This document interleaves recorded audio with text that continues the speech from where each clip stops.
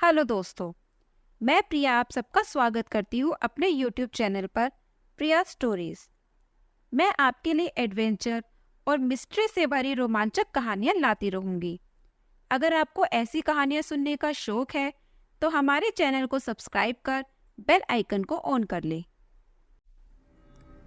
दोस्तों, जैसा कि हम सभी जानते हैं, जब कोई इंसान किसी अधूरी इच्छा के साथ मरता है तो उसकी आत्मा प्रेत बनकर यहीं इसी दुनिया में भटकती है जब तक उसे मुक्ति ना मिले या फिर जब तक उसका अधूरा काम पूरा ना हो जाए। आज मैं आपके लिए एक ऐसे ही प्रेत की सच्ची कहानी लाई हूँ जो मैंने अपने पड़ोस की चाची से सुनी थी। चाची अभी थोड़े ही टाइम पहले मेरठ से शिफ्ट होकर दिल्ली रहने आई है। ये घटना 2010 में उनके भाई भुवन के साथ घटी थी। आइए शुरू करते हैं कहानियों का सिलसिला। उन दिनों भुवन हाईवे पर एक कंस्ट्रक्शन कंपनी में काम करता था। अक्सर वो अपने काम में इतना खो जाता था कि उसे टाइम का पता ही नहीं चलता था और वो घर जाते हुए लेट हो जाता था। उस दिन भी ऐसा ही हुआ। भुवन अपने कलीग्स को काम समझाकर घर के लिए निकल गया। उसके पास अपनी गाड़ी भी थी। दिसंबर का टाइम था। इस साल ठंड भी बहुत ज्यादा पड़ी थी। रास्ते में काफी कोहरा भी था, इसलिए वो कार को धीरे धीरे ड्राइव कर रहा था। रास्ते में भुवन की माँ का फोन आता है तो भुवन बोलता है, माँ आप सो जाओ, मेरे पास घर की दूसरी चाबी है, मैं थोड़ी देर में आ जाऊंगा। और थोड़ा आगे जाते ही उसे एक लड़का लिफ्ट मांगता दिखता है। भुवन ऐसे ही किसी को हाईवे पर लिफ्ट नहीं देता था, पर आज पता नहीं भुवन के मन में क्या आया, उसने उस लड़के के पास गाड़ी रोक दी। भुवन ने उस लड़के से पूछा, क्या हुआ भाई, इतनी रात को अकेले क्यों घूम रहे हो, कहाँ जाना है तुम्हें? लड़का बताता है, मेरा घर पास की ही गांव में है, क्या तुम मुझे थोड़ा आगे हाईवे पर छोड़ दोगे? मैं वहां से खुद चला जाऊंगा। मुझे यहाँ कोई बस भी नहीं मिल रही, वरना मैं खुद चला जाता। कोई मुझे देखकर गाड़ी भी नहीं रोक रहा। ये लड़का 28 से 30 साल का रहा होगा और किसी अच्छी फैमिली से लग रहा था। कपड़े भी ठीक ठाक पहने थे उसने। उसका गांव भुवन के घर के रास्ते में ही था, तो भुवन उसे छोड़ने को तैयार हो गया। भुवन उसे अपने साथ गाड़ी में बिठा लेता है। सफर शुरू ही हुआ था कि वो लड़का भुवन से बोलता है, भैया आपको इतनी रात को किसी को लिफ्ट नहीं देनी चाहिए, जमाना ठीक नहीं है। जिस पर भुवन बोलता है, अगर मैं तुम्हें लिफ्ट नहीं देता तो तुम्हारी इतनी ठंड में कुल्फी जम जाती, इसलिए मैंने अपनी परवाह ना करते हुए तुम्हारी हेल्प करने का फैसला किया। तुम्हें भी इतनी रात को कहीं नहीं जाना चाहिए। तुम्हारा नाम क्या है और तुम इतनी रात को कहाँ से आ रहे हो? अब वो लड़का बताता है, मेरा नाम विकास है, मैं गुड़गांव से आ रहा हूँ। मेरे चाचा की सिफारिश पर मुझे वहाँ काम मिला था। मेरे चाचा भी वही काम करते हैं। मैं वहीं से घर जा रहा था, पर कोई सवारी ही नहीं मिली तो लेट हो गया। भुवन बोलता है, अगर तुम चाहो तो मैं तुम्हें यही नौकरी दिला सकता हूँ। मैं हाईवे पर ही एक कंस्ट्रक्शन कंपनी में काम करता हूँ, तुम चाहो तो वहाँ नौकरी कर सकते हो। वैसे क्या क्वालिफिकेशन है तुम्हारी? अब वो लड़का विकास बताता है, मैंने MBA किया है, पर अब मुझे नौकरी नहीं चाहिए। भला मुर्दों को भी कोई नौकरी देता है? भुवन हंसने लगा और बोला, अरे मुझे तो तुम जिंदा दिखाई दे रहे हो और तुम खुद को मुर्दा बोल रहे हो। ऐसा क्यों कह रहे हो? अगर कोई दिक्कत है तो बताओ, शायद मैं तुम्हारी हेल्प कर सकूं। अब विकास अपने बारे में भुवन को बताने लगा। मैं गुड़गांव में एक MNC कंपनी में काम करता था। मेरी पढ़ाई पूरी होने पर मुझे चाचा ने अपने बॉस से बात करके मुझे वही नौकरी दिला दी। मेरे पिताजी नहीं थे, बचपन में ही उनकी रोड दुर्घटना में मौत हो गई थी। हमारे घर का सारा खर्चा अब तक चाचा जी ने ही उठाया था। खैर, मेरी क्वालिफिकेशन देखकर बॉस ने मुझे चाचा जी से अच्छी पोस्ट दे दी और मैं भी वहीं गुड़गांव में ही रेंट पर रहने लगा। चाचा जी अपनी फैमिली के साथ वहीं रहते थे। उनका अपना घर भी था, पर उनके बेटे से मेरी ज़्यादा पटती नहीं थी, इसलिए मैंने रेंट पर ही रहने का फैसला किया था। ऑफिस में मैं अपना काम पूरी ईमानदारी से किया करता था और मेरी वहाँ सबसे अच्छी बनने भी लगी थी। अब सारे लोग और बॉस भी मेरे चाचा से ज़्यादा मुझे पसंद करने लगे थे। अब मुझे काम करते 6 महीने हो गए थे और मैं अपने काम में माहिर भी हो गया था। 40,000 सैलरी हो गई थी मेरी, पर माँ गांव में अकेली रह गई थी, इसलिए मैंने माँ के कहने पर शादी कर ली और अपनी पत्नी को माँ की सेवा में लगाकर वापस काम पर आ गया। पर बहुत टाइम से मुझे चाचा जी का बर्ताव ठीक नहीं लग रहा था। शायद वो ऑफिस में मेरी तरक्की के कारण बहुत नाराज थे। एक दिन ऑफिस के बाद चाचा जी मेरे घर आए। चाचा जी ने बहुत अच्छे से बात की, मुझे अपने किए एहसान भी गिनवाए कि कैसे उन्होंने मुझे पाला, हमारे घर का खर्चा उठाया और मेरी पढ़ाई का खर्चा किया। और हकीकत में उनके काफी एहसान भी थे मेरे परिवार पर फिर चाचा जी ने ऐसी बात बोली जिसे सुन मेरे पैरों तले जमीन खिसक गई। वो अपने साथ कुछ कागज बनवा कर लाए थे जिस पर उन्होंने मुझे साइन करने को बोला। मेरे पूछने पर उन्होंने बताया, ये हमारे गांव की जमीन के कागज है जिसमें चाचा जी और मेरे पिताजी का बराबर का हिस्सा था। पिताजी वाले हिस्से का मालिक अब कानूनी तौर पर मैं ही था। चाचा जी ने गुड़गांव में ही एक नए प्लॉट का बयाना किया हुआ था, इसलिए वो अपने हिस्से के साथ साथ मेरा हिस्सा भी बेचना चाहते थे। चाचा जी ने बताया उन्हें पैसों की जरूरत है, अच्छे रेट पर प्लॉट मिल रहा है, इसलिए उन्हें ये गांव की जमीन बेचनी है। मैंने चाचा जी को मना कर दिया, मैं अपना हिस्सा नहीं बेचूंगा क्योंकि वो मेरे पिताजी की जमीन है। पर अब चाचा जी मुझे प्रेशर डालने लगे, तो मैंने भी बोल दिया कि गांव चलो और माँ से बात कर लो, अगर माँ बोलती है तो मैं आपके पेपर्स पर साइन कर दूंगा। अगले दिन ऑफिस की छुट्टी थी, तो चाचा जी ने उसी रात चलने का प्लान बना लिया। चाचा जी अपने लड़के के साथ रात 11 बजे गाड़ी ले आए। मैं भी चाचा जी के साथ गांव के लिए चल पड़ा। गाड़ी चाचा जी का लड़का ही चला रहा था। जंगल के वीरान रास्ता आते ही चाचा जी ने गाड़ी साइड में लगवा ली और मुझे नीचे उतरने को कहा। मुझे लगा गाड़ी में कोई खराबी होगी, इसलिए साइड लगाई है। मैं भी उतर गया। नीचे उतरते ही चाचा जी ने मेरा गला जोर से दबा दिया और उनके लड़के ने मेरे हाथ पैर पकड़ लिए और उनके आखिरी शब्द मुझे आज भी याद है, अपने बाप की तरह तू भी मेरे हाथों मरेगा। तुझे मारकर जमीन सारी मेरी हो जाएगी, फिर मैं जो चाहे वो करूंगा। दम घुटने के कारण मेरी मौत हो गई और मैं वहीं मर गया। तभी भुवन बोलता है, तुम फिर से मजाक करने लगे, मैं तुम्हारी कहानी को सच मानने लगा था। ऐसा मजाक मत किया करो।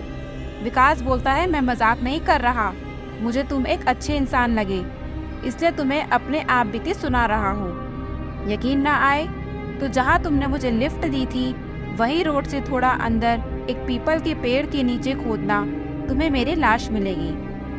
भुवन हंसते हुए बोला, चलो मान लिया तुम जिंदा नहीं हो, पर तुम मुझसे क्या चाहते हो? विकास बोलता है, मुझे बस इंसाफ चाहिए।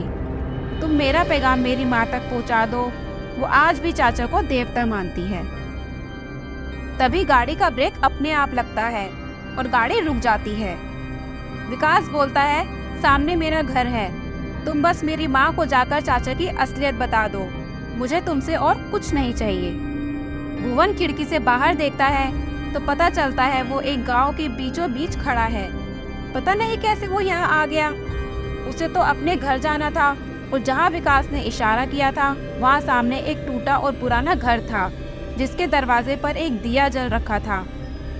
भुवन पूरी तरह हैरान था और विकास की तरफ देखकर पूछना चाहता था कि हम यहाँ कैसे आए, पर अब विकास वहाँ नहीं था, वो गायब हो गया था। गाड़ी भी अंदर से लॉक थी। भुवन काफी डर गया क्योंकि जिस रास्ते पर वो खड़ा था वहाँ से कोई भी एक ही सेकंड में गायब नहीं हो सकता था। अभी भुवन के साथ ही तो बैठा था विकास। अब भुवन समझ जाता है सच में विकास एक प्रेत ही था। आज हकीकत में मैंने एक प्रेत आत्मा को लिफ्ट दी है। और डर के मारे वो गाड़ी बहुत तेजी से भगाकर गांव से बाहर आ जाता है। हाईवे से काफी अंदर था ये गांव। पता नहीं भुवन कैसे यहाँ आ गया और सीधा अब वो अपने घर जाकर सो जाता है। पूरी रात उसे सपने में विकास दिखता रहता है। वो कह रहा था, तूने अच्छा नहीं किया, वापस मेरे घर जा, नहीं तो मैं तेरा पीछा नहीं छोड़ूंगा। अगले दिन भुवन को बहुत तेज बुखार हो गया। वो किसी को रात वाली बात बताना नहीं चाहता था, पर विकास का डर भुवन के दिल और दिमाग पर बैठ गया था। उसे हर जगह विकास दिखाई देने लगा और जब वो दिखता तो भुवन आंखें बंद कर लेता, पर उसकी आवाज भुवन के कानों पर पड़ रही थी।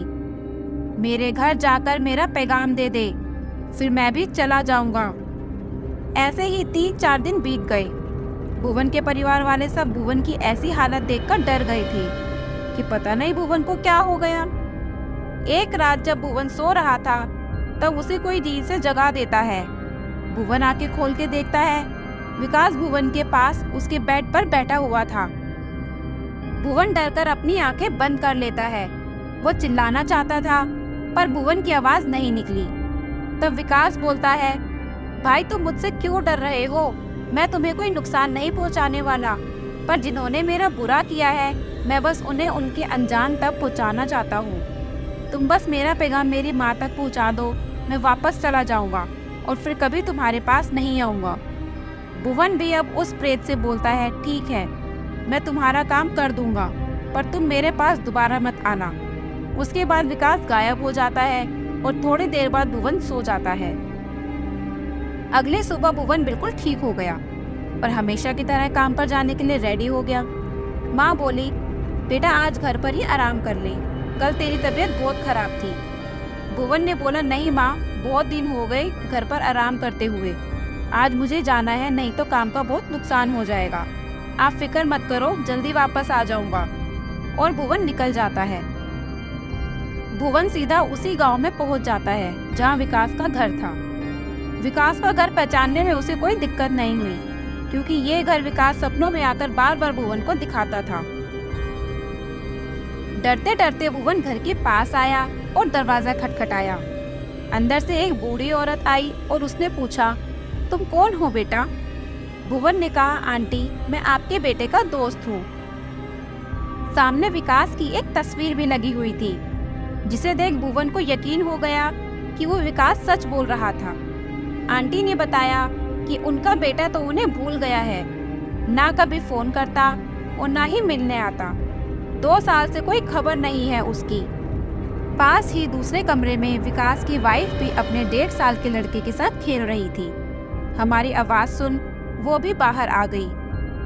आंटी ने बताया, विकास तो अपने बेटे के जन्म होने पर भी गांव नहीं आया, पता नहीं ऐसा क्या कमा रहा है, पर अपने चाचा के हाथ खर्चा भेजता रहता है, शायद बड़ा आदमी बन गया होगा। अब आंटी की बात सुनकर भुवन भावुक हो उठा और उसने विकास से हुई अपनी मुलाकात और उसकी मौत के बारे में सब कुछ बता दिया। पहले उन्हें भुवन की बात पर यकीन नहीं था, पर फिर जब भुवन ने जमीन का किस्सा छेड़ा तो उन्हें यकीन हो गया, क्योंकि विकास की चाचा जमीन बेच चुके थे। उन्होंने विकास की माँ को बोला था कि विकास गुड़गांव में घर बनाना चाहता है, इसलिए जमीन बेचकर पैसे इकट्ठा कर रहा है। पर उसके बाद ना वो कभी अपने गांव आया और ना ही चाचा ने उसके बारे में कुछ खास बताया। चाचा गांव आते जाते रहते थे, पर आंटी जब भी विकास के बारे में पूछती तो वो बात को टाल दिया करते थे और कहते, तुम्हारा बेटा बड़ा आदमी हो गया है, मुझसे बड़ी पोस्ट है उसकी, बहुत काम करता है, इसलिए उसे टाइम नहीं मिलता होगा। आंटी जोर जोर से रोने लगी। उनका रोना भुवन से देखा नहीं जा रहा था। खूब कोसा उन्होंने विकास के चाचा को। विकास की वाइफ भी रो रही थी और फिर मोहल्ला इकट्ठा हो गया। अब भुवन ने विकास की वाइफ के साथ जाकर पुलिस में रिपोर्ट दर्ज कराई। पुलिस को भुवन की बातों पर यकीन नहीं था, पर जोर डालने पर उन्होंने हाईवे पर जाकर खुदाई भी की, जहां उन्हें विकास की बॉडी बरामद हो गई और विकास के चाचा को भी अरेस्ट कर लिया। पुलिस के डर से चाचा ने विकास और उसके पिता दोनों का मर्डर कबूल कर लिया। भुवन पर भी पुलिस को शक था, पर उससे पूछताछ करने पर जाने दिया, क्योंकि पुलिस के पास भुवन के खिलाफ कोई सबूत नहीं था। कुछ दिन बाद भुवन को विकास सपने में आकर मिलता है और अपने परिवार को जालिम चाचा से बचाने के लिए धन्यवाद देकर चला जाता है। शायद अब उसकी आत्मा को मुक्ति मिल गई थी। भुवन की हेल्प से विकास की वाइफ एक ट्यूशन क्लासेस शुरू कर लेती है और खुद अपने परिवार का खर्चा उठा लेती है। सो दोस्तों, यही था एक प्रेत का अधूरा पैगाम। आपको मेरी ये कहानी कैसी लगी कमेंट बॉक्स में जरूर बताना। मिलते हैं अगली वीडियो में एक नई कहानी के साथ। तब तक के लिए राधे राधे, जय माता दी।